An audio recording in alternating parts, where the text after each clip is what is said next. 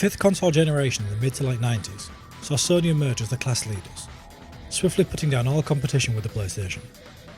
Produced almost out of spite due to massive embarrassment suffered at the hands of Nintendo in the years before, the PlayStation went on to sell over 80 million units, cementing their place at the forefront of the game industry on their first attempt. As the 90s drew to a close, the world looked towards Sony to see what they would do next.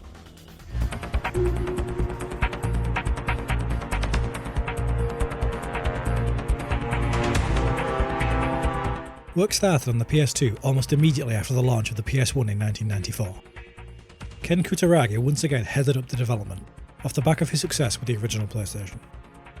Sony put out a tender for organisations to make what would become the rendering chip of the console. Argonaut Software, the team who made the Super FX chip for the SNES, took up the mantle and delivered entirely on what was asked of them.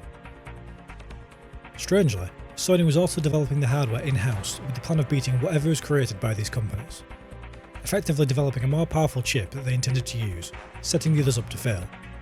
It's unclear as to why Sony actually did this, yet they had no intention of going with something made by a third party, and it seems like a slightly pointless exercise.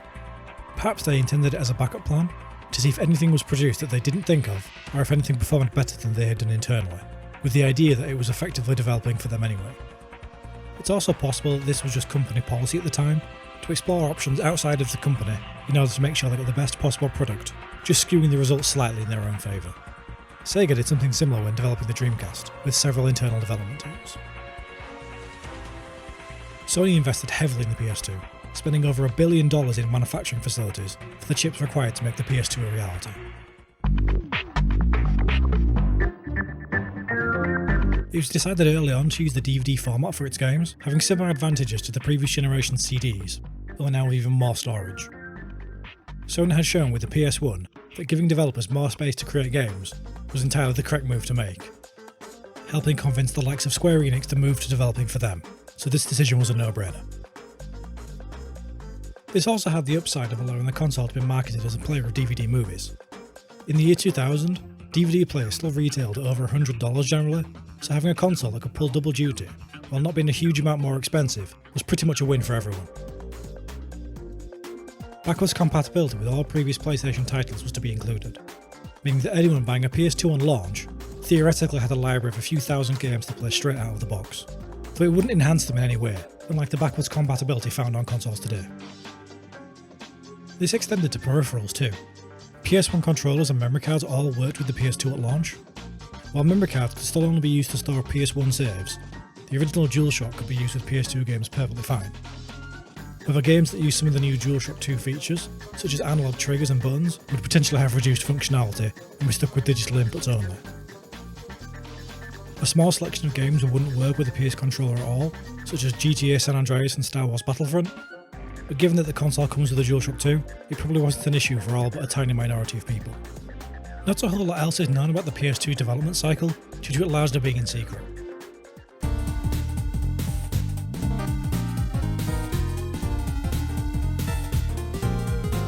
Details of Sony's sophomore effort would leak in 1997, revealing their plans for a DVD player, backwards compatibility, and the potential for online play through a new service that they were rumoured to be developing. Sony, however, denied all of this, going as far as to say that they weren't even developing a successor to the PlayStation at all, much to the bemusement of press and gamers alike. This trend continues today actually, with overwhelming evidence and leaks to support a project's existence, only for it to be completely denied by the publisher because it doesn't fit their marketing timeline. The PS2 was officially announced on March the 1st of 1999, with solid showings of the console and the games at E3 and the Tokyo Game Show later that year. It was announced that the PS2 would release in the following year, on March the 4th in Japan and in the fall in Europe and North America. This put it in direct competition with Sega once again, with their latest machine, the Dreamcast, released a few months before. The launch lineup, in Japan at least, was pretty lackluster. It had improved slightly by the time the console hit the rest of the world later that year, but all in all, it wasn't the best selection of games. Notable titles being Ridge Racer 5, Time Splitters, SSX, and Ready to Rumble Round 2, with many of the rest fading into obscurity. These days, console launches are invariably propped up by the latest Call of Duty and FIFA offerings.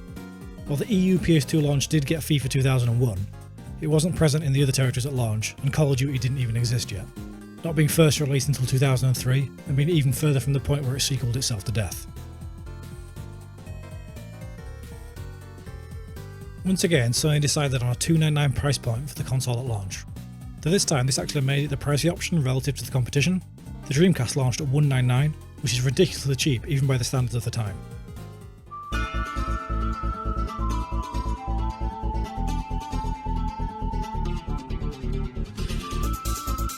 As in the previous generation, Sega had a relatively successful launch, selling over 200,000 units in the first 24 hours to the value of around $98 million. Several months later, however, a familiar story started to play out. The PS2 sold over double the number of consoles that the Dreamcast had on day one. Over 500,000 consoles got put into gamers' hands, netting Sony an estimated $250 million. This made it the fastest selling console in history at the time, and this record was only recently beaten by the PS5 20 years later. Once again, Sony had comprehensively destroyed Sega, and this time the consequences were a little more dire. Sega making the decision to step away from the console market completely and focus squarely on making games, a position it still holds today. At this point, Nintendo still hadn't released their successor to the N64. This allowed Sony to effectively be the dominant force in the market for over a year before the GameCube was finally released. Microsoft also made its entry into the console market during the early years of the PS2 with its Xbox, releasing around the same time as the GameCube, taking the number of consoles available in 2001 to 4, though the Dreamcast was effectively dead in the water by this point. Both of these new consoles ended up being more powerful hardware than the PS2 had to offer, and the GameCube was also cheaper to boot. However, it didn't seem to slow the PS2's momentum much. They both enjoyed good sales numbers, but nothing on the scale of what Sony had accomplished the previous year. Sony was initially unconcerned with adding online functionality to the PS2. Sega's Dreamcast shipped with a complete host of online features and games, but it wasn't really until the Xbox entered the stage with their Xbox Live service that Sony really stood up and took notice. The PS2 network adapter was released around the same time as Xbox Live, with a small lineup of first-party games such as SOCOM and Twisted Metal Black Online, as well as a host of EA-made sports games that didn't get online functionality on the Microsoft platform until 2004. Bizarrely, you could even stream Netflix on PS2 up until 2012, but this was only in Brazil, with just a disc containing the app and a memory card required. In 2002, Square Enix released the 11th mainline entry in their long-standing Final Fantasy series. This was notable for a few reasons. First of all, it was the series' first foray into MMORPGs, and secondly, it was entirely cross-platform and cross-region, with PC, PS2 and later Xbox 360 players all playing together on the same servers, regardless of the platform and their location in the world. It became the longest-standing active PS2 online game, with support for the console versions being shut down in March of 2016, long after the PS2 was discontinued. It also introduced the PS2 hard drive to the world, a 40GB add-on that fit into the back of the original PS2 to install the game to. Only a handful of other games made use of the hard drive: the SOCOM games, The Sims 2 and its spin-off The Herbs, Resident Evil Outbreak and a ridiculous number of sports games for some reason. Most of the time, the only advantages was to install some data to speed up loading times, but some games did have downloadable content. Japan had a much larger library of games with hard drive support, but most of these games never made it to Western shores. Despite the servers being long gone for all of the PS2's online-enabled games, a small community has kept several of them alive through Excellent Kai. The SOCOM games still have a dedicated community, and Time Splitters 2 frequently sees enthusiasts getting together to play online. It's relatively easy to set up too, should you ever get the urge to go back and play these old games online.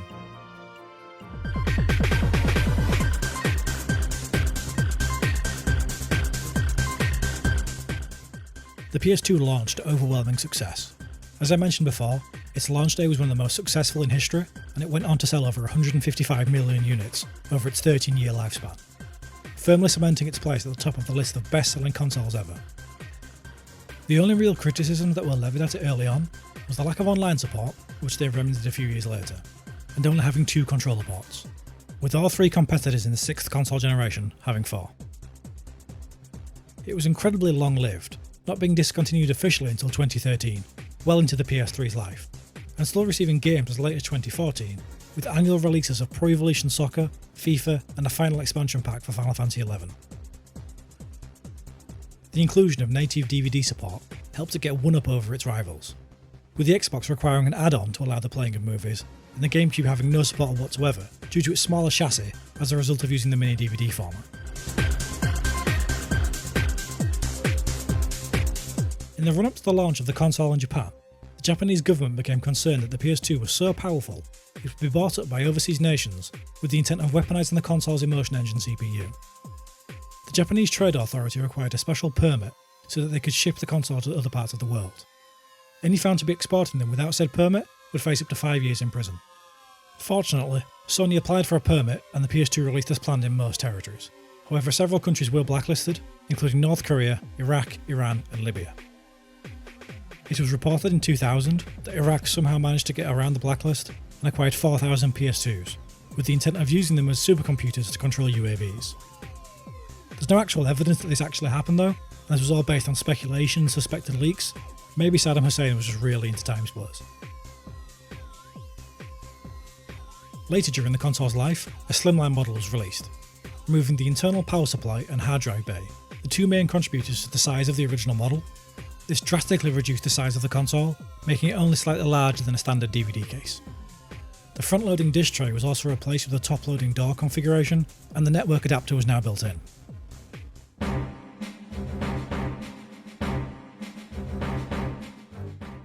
(2000 to 2005) was a great time to be a console gamer. The jump in technology of the previous generation was huge. There was healthy competition between the 4 console manufacturers of the time, and while ultimately we lost Sega as a result of it, the number of fantastic games on offer was incredible. The PS2 became the best-selling console ever, and until recently, the fastest-selling console ever. It's easily arguable that it's the best console ever made. It certainly has one of the best libraries of games to ever hit a console. It's largely credited with pushing gaming from still being a relatively niche pastime into full mainstream acceptance and popularity. Next time we'll take a look at the 7th console generation and the PS3. Did Sony manage to hold it together at the top for a 3rd straight release? Or did Nintendo and Microsoft manage to take the top spot this time? As always, if you managed to get this far into the video, please consider leaving a like and subscribing. What was your favourite PS2 game? Do you think it's the best console ever made, or does something else hold that position for you?